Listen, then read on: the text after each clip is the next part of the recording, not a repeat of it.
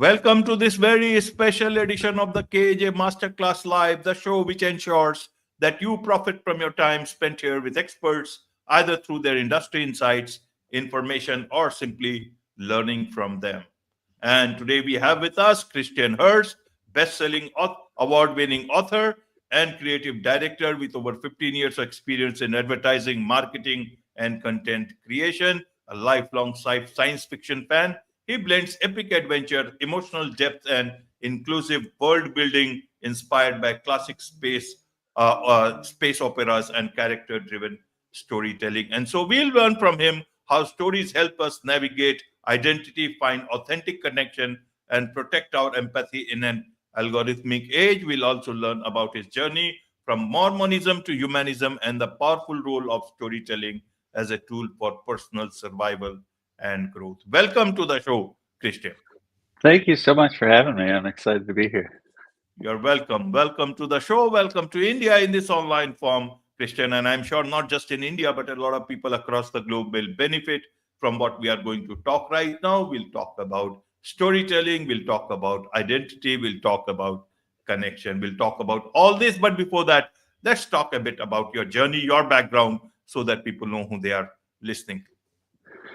Yeah, absolutely. So, my story sort of starts in Harrisburg. I was a kid. I was um, a Mormon kid growing up in Harrisburg, and I always felt like kind of an outsider, and uh, I think it's great that we're talking about storytelling today because that's been something that has been part of my journey my entire life, and um, because when you feel like you're kind of on the outside looking in, I think there are two things that are very important with that and that have affected my whole life. One is that um, you get a different perspective. So I think that I often saw things in a different way from people, which has really benefited my creative career.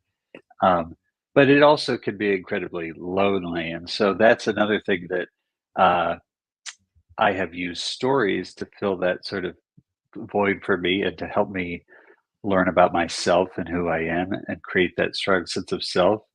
And so um, that's now what I try to do to help other people is to bring those stories to them so that they can learn about themselves in that way. So that's basically my journey in a nutshell. Is like I started uh, as this kind of like weird geeky kid reading sci-fi, watching sci-fi, and then I became a graphic designer, I became a writer, I became a creative director, and so that it, my creativity manifested in many different ways throughout my life. So. Absolutely, absolutely, Christian. So, to understand better for the audience, how should they understand who is Christian Hurst? What is he trying to do? What is he trying to tell us? Yes, so I think that's a great question because um, who is Christian Hurst?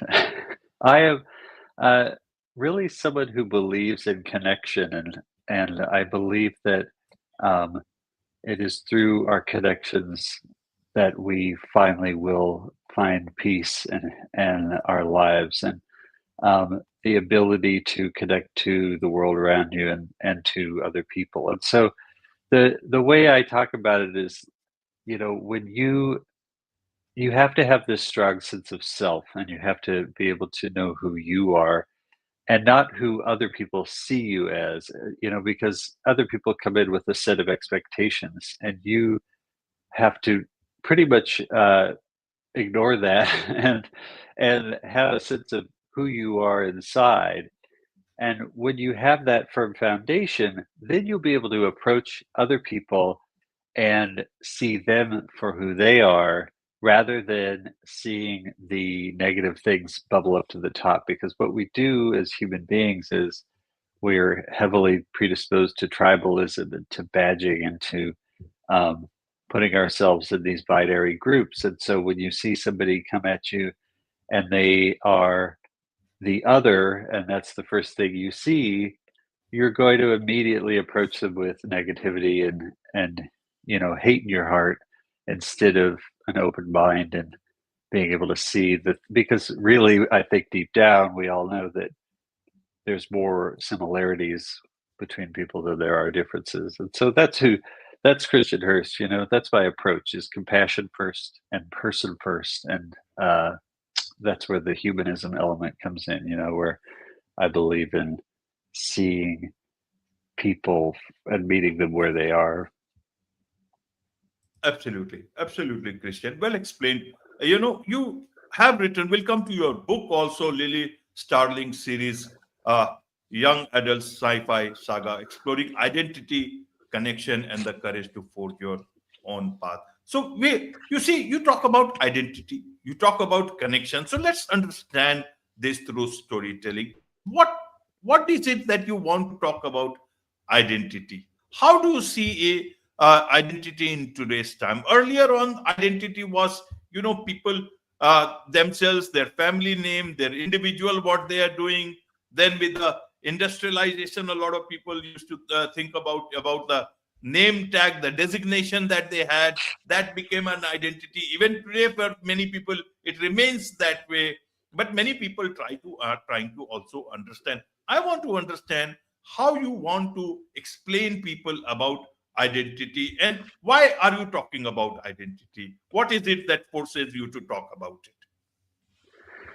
it? Yeah, that's a great way to ask that, because I think a lot of people see identity as a collection of things, right? So throughout your life, you will come into contact with different things. You will have different jobs. You will have different partners in life. You will have kids. You will have, so you, it's like you're collecting your identity. Well, I'm a father now, so that's part of my identity. Well, I'm uh, a teacher, so that's part of it, and these things.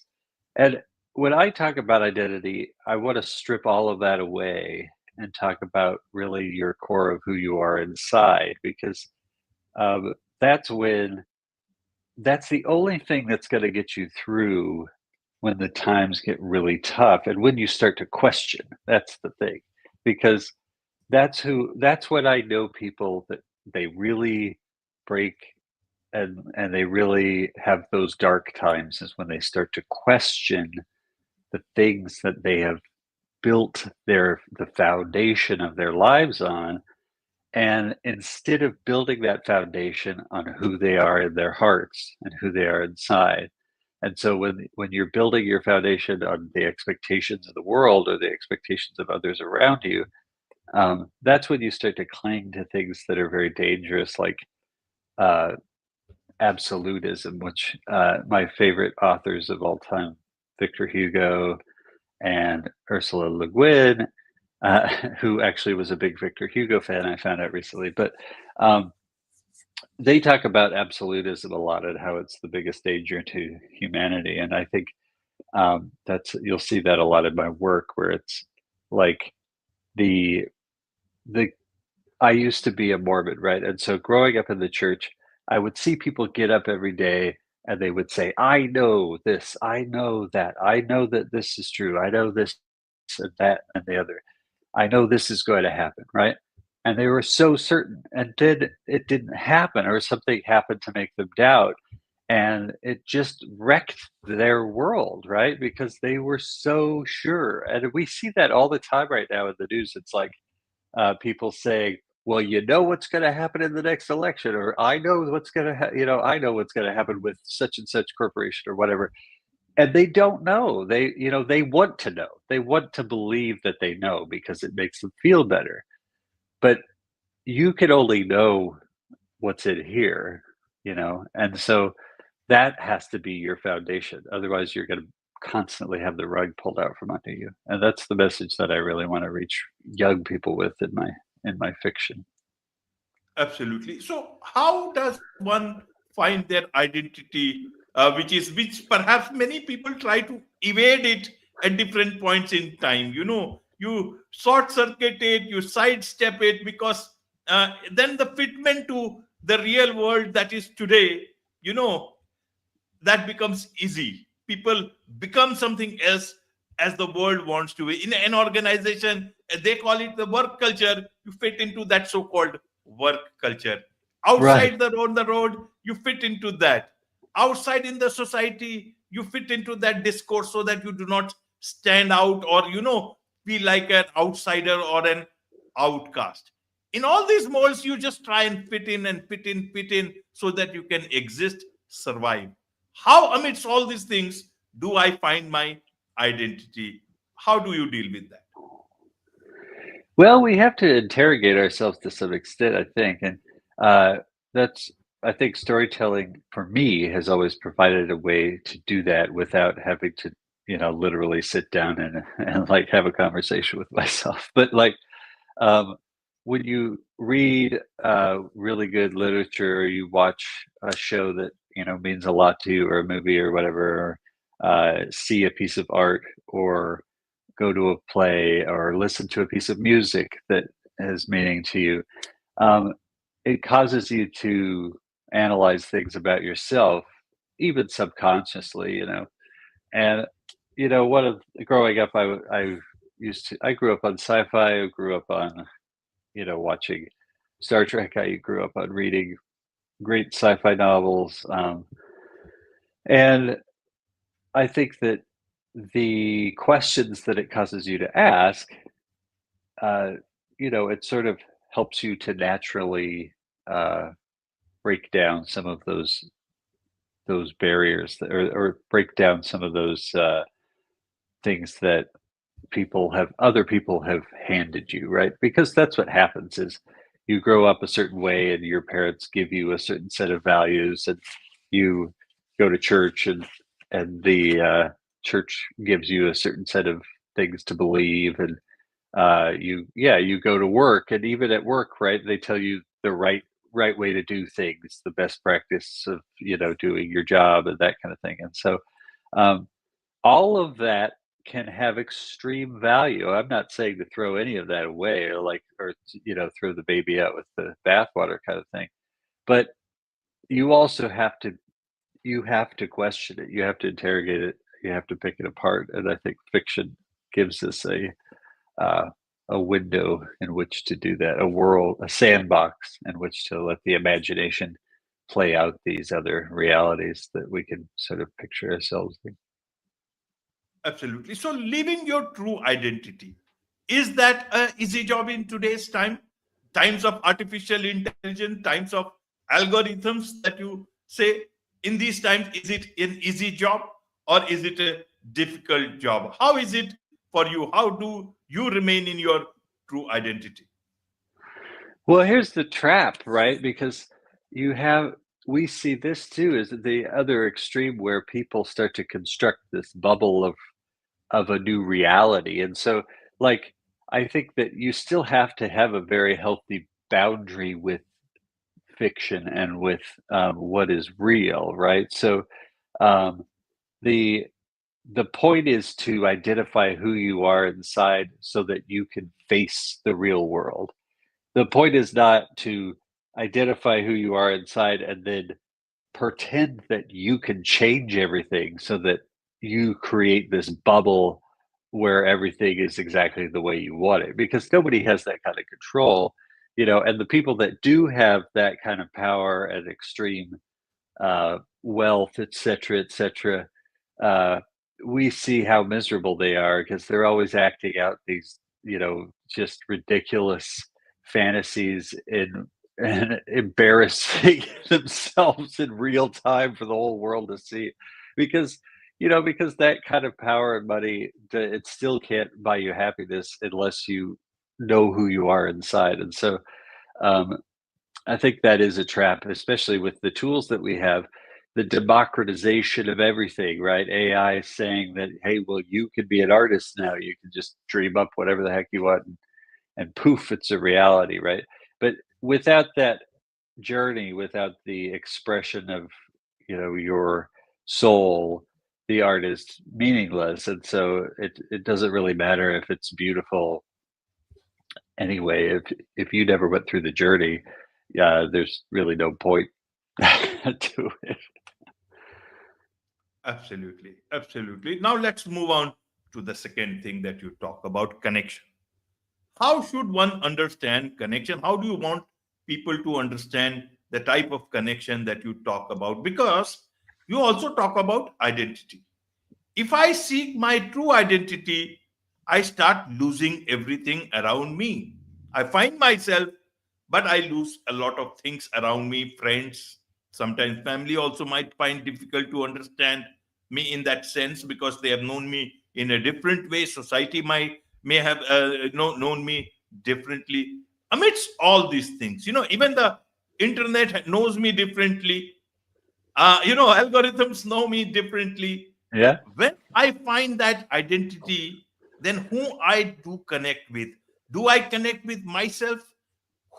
Is it, or do you talk about connection with others? What is my strongest point here? What is it that real connection means then? I want to understand it from your point of view, Christian. Absolutely. And if you read my book, so this my debut novel is Lily Starling and the Voyage of the Salamander, right? And it's something I've been noodling since I was like 19, honestly. So almost like 20 years. And I finally am getting around to getting it published. And hey, people like it. It's great. It's a bestseller now, and it's been this whole journey for me. I'm so excited to share it with more people. But in the very first part of the book, I outlined exactly what you just talked about in a monologue that Lily gives in the introduction, where she starts the story, and or it's right before the story. But she talks about how um, what I was just talking about, how the loneliness is a powerful thing, that loneliness can make you feel like you're trapped in a cage kind of thing, and that the that again, be finding yourself and being true to who you are and understanding your identity, that is what can get you through that dark time, and that the connection will happen down the road, and you just that's the part that you have to have faith in, and that's when you start to see the edges of the cage, is after you learn who you are. But true connection can only happen after that.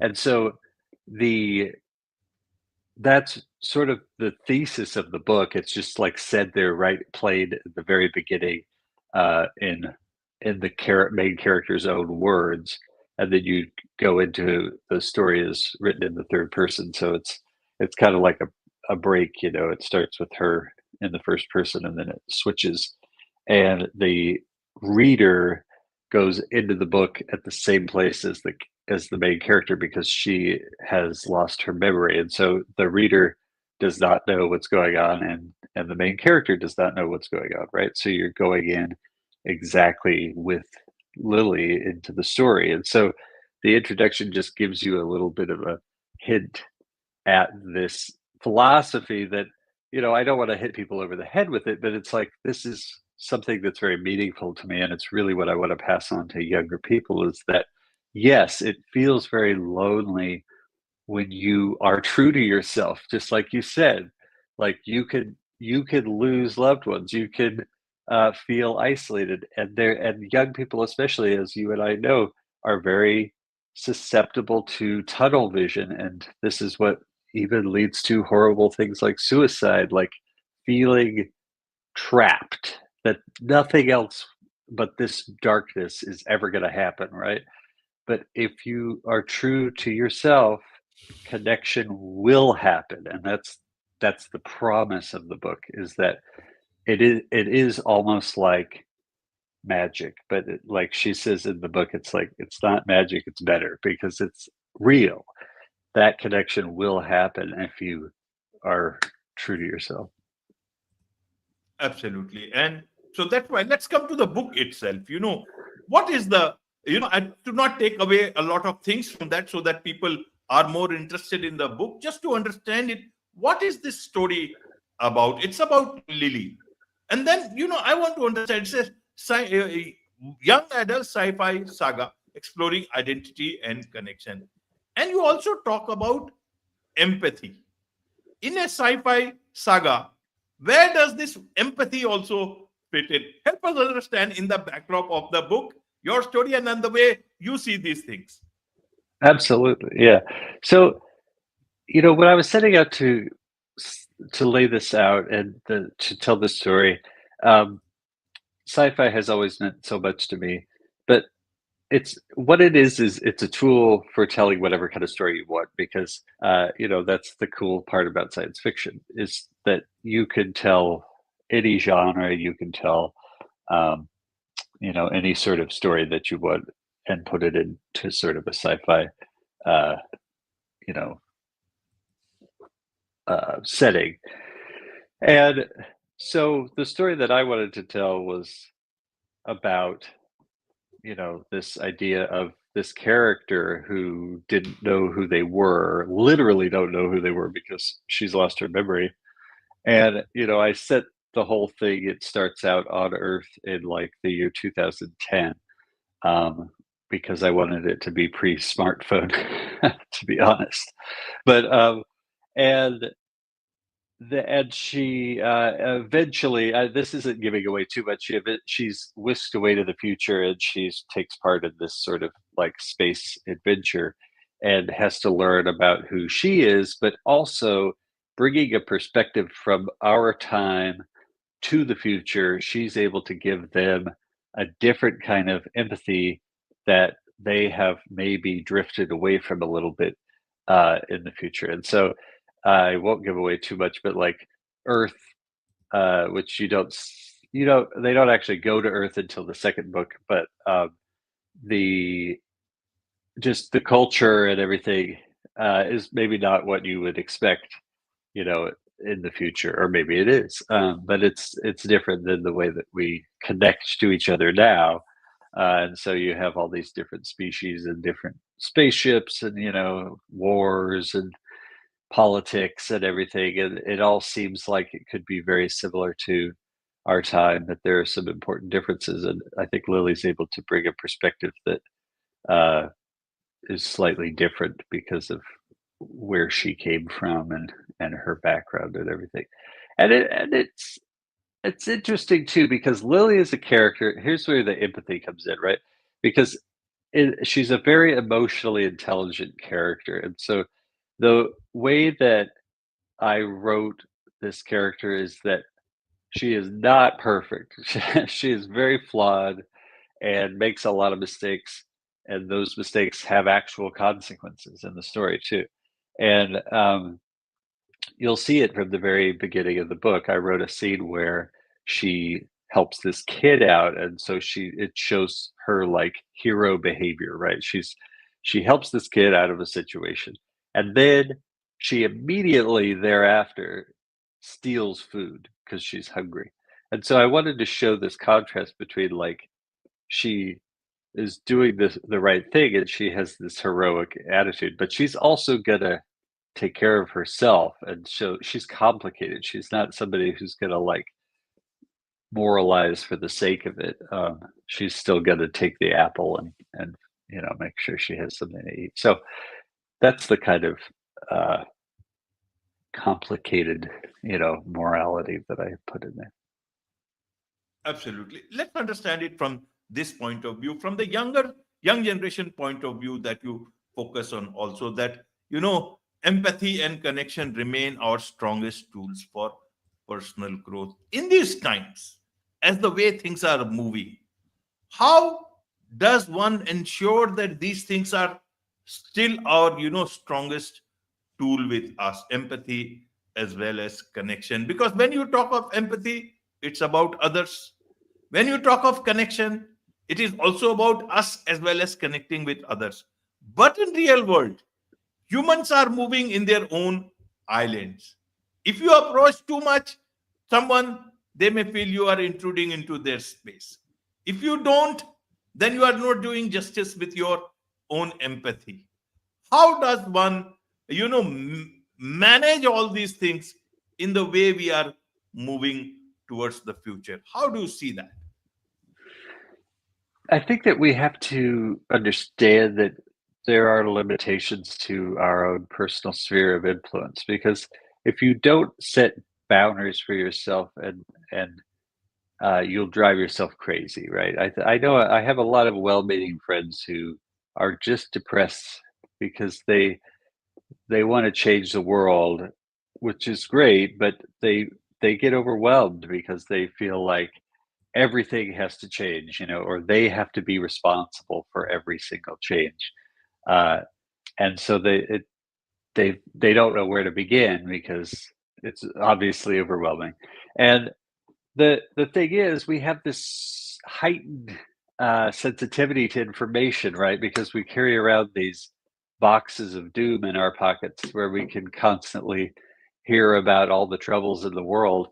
And I think that it's funny because we're more connected through electronics than any humans that have ever lived on the planet before. I mean, I'm talking to you in India from Pennsylvania and the United States, and so um, I think that's really neat. And I think it gives opportunities for connection, but we also can't mistake the technology for connection. And when you're scrolling through Instagram or whatever it is, that's not connection, that's entertainment. And so we have to, um, so that I covered two things really. We have to set boundaries for ourselves or we'll drive ourselves crazy, right? We have to say, here are my little spheres of influence. Here are the people that I come into contact with. When I go drop my son off for school every day, these are the people I see. What kind of attitude am I going to bring? What kind of a connection am I going to, contribute to their day when I come into contact with them? When I am managing people at work, um, how do I, do I have the power essentially to make their day heavy or light, as Charles Dickens put it? I have the the influence over them to make. I could make them have just the shittiest day, if excuse me, but just the crummiest day if I wanted to, or I could make them feel really good about themselves. So how do I choose to use the sphere of influence that I do have?